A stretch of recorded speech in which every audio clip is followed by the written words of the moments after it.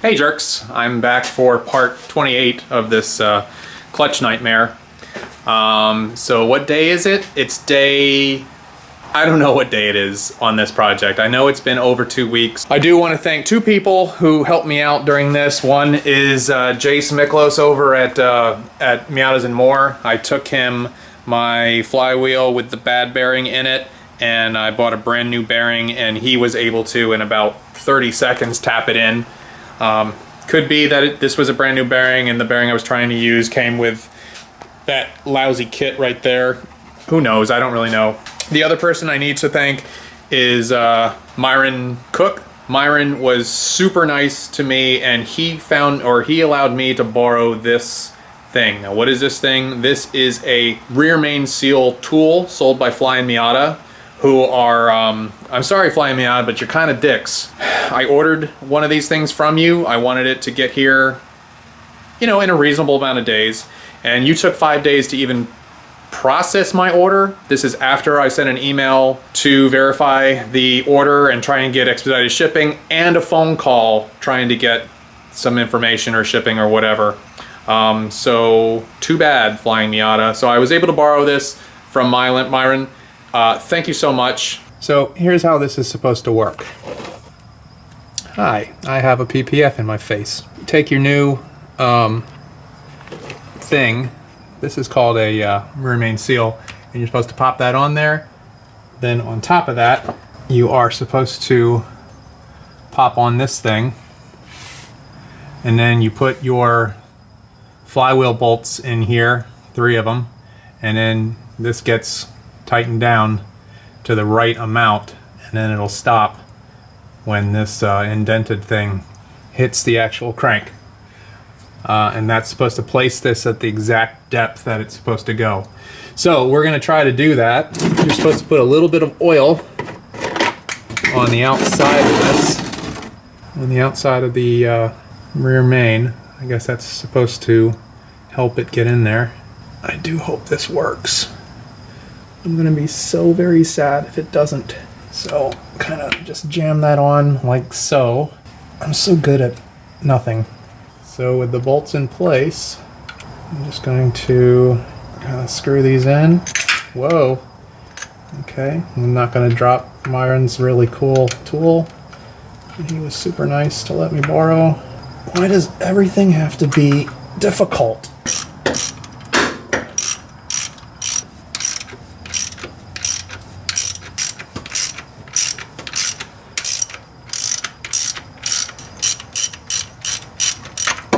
Okay, so it's in, but it's kind of crooked. Ouch! Hit my head on the PPF 6th time. You can see that it's just slightly past here, and it's just slightly over here. But as far as I can tell, that's in. It's got to be better than it was last time. All right, so I'm going to put the flywheel back on and torque them down to a spec. Hey, here's a reminder, you jerks. Don't forget to put this plate thing on. I think I've done this 3 times now while working with motors, maybe 4. It has to go on before you put your flywheel back on. So don't be a me, don't forget, put that thing back on. It also helps hold the starter motor in place because of those little tabs right there. Those have to go on the inside of the hull. That means that thing lines up and this thing lines up. Whoop, that thing right there. And then hopefully you won't have too much trouble making the actual bell housing go back on. Okay, so here's the thing. You're putting on your flywheel, but you realize that once you get it torqued to a certain spec, the flywheel wants to turn. Well, there's a couple of ways you can do this to keep that from happening.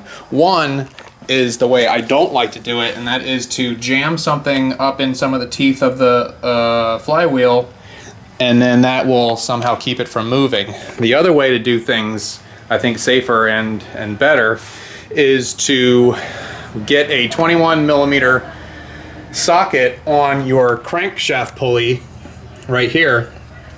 And then to do that though, depending on how big your socket is, mine was too big, I had to release my sway bar from the 4 bolts that are holding it in.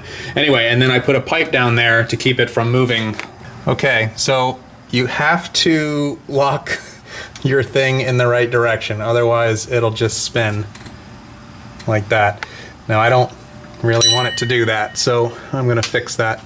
Boy, am I an idiot. I've got my torque wrench up there, I've got my breaker bar set up over there, and if I pull this,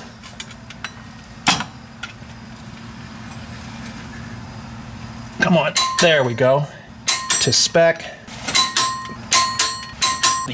Done. Good, let's move on to the pressure plate and the clutch and all that good stuff. Putting your clutch and pressure plate back on, you have to use your alignment tool here. Stick your alignment tool through, and then you stick the alignment tool into the pilot bearing of the flywheel. And then this is all supposed to line up somehow. There's little pegs, little peg, let me in. Little peg right here, here, and there's a third one. Don't forget, pressure plate bolts have washers on them. Don't lose those washers. Don't forget to put them on. You're putting these on, you want to make sure you put them on in a crisscross pattern. You want to make sure that, whoops, great. You want to make sure that you're not tightening them down too much on one side and then on the other side. You want to do it very gradually all the way around. So I guess this would be a good time to talk about pulling the motor to do the job or not pulling the motor to do the job. I'm undecided. It's basically the same amount of pain in the ass. Well, I shouldn't say that. It's more of a pain in the ass to do the job this way, but it's less work all in all. Now, I haven't put this transmission back on yet, but I can pretty much guarantee that it's not going to be as difficult or as frustrating as getting the motor back into the motor mount holes. That was, I mean, every time we've done that, it's been very, very frustrating to try and fight to get those motor mounts in. All right, so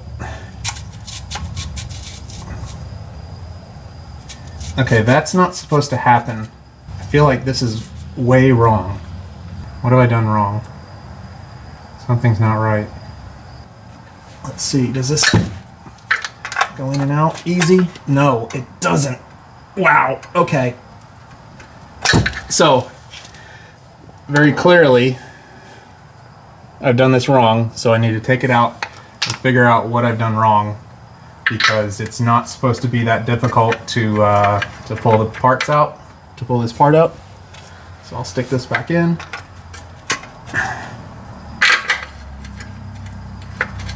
And I'm taking these bolts out to find out what did I screw up. I love how this PPF thing is literally an inch from my eyeball. It really makes for some good times. I guess I'll try again. That was just really strange, the way that didn't feel like it lined up properly. Oh my god, that's the 5th time I almost poked myself in the face. Okay, there we go. Put that in here. Good. This in here. There, that's in. Put the bolts back in. Okay, that's moving pretty easy. Alright, oh, that's nice. This definitely feels better this time. I feel good about this time, because as long as this is lined up, this should go in and out super easy like that.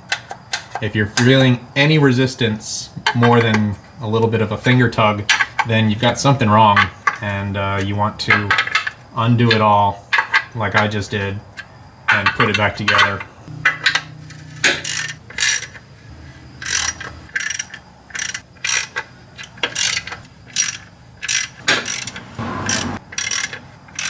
again, still good. And then this. There we go. Good. Be careful when you're using a torque wrench. You can easily go past where you are supposed to go, especially when you're using a low. It doesn't make a very loud noise, and if you go past the click, you can over tighten. There. One last time I'll check to make sure that the tool goes in nice and smooth, and yeah, and it does. And trust me, you don't want any problems putting the drive shaft or the the transmission into this situation right here. All right, so that is as far as I can take it tonight, because tomorrow I'm going to need some help putting the transmission housing or the bell housing back on. That is really a job that is done more easily with more than one person. Sorry, this video was boring as fuck, but the next one should be pretty good. That's where we get everything back together, and I'm going to start the motor, and the car's going to run and drive, and everybody's going to be happy. I know this is a long, boring, painful series, but it's more painful for me, I promise you. See you on the next one.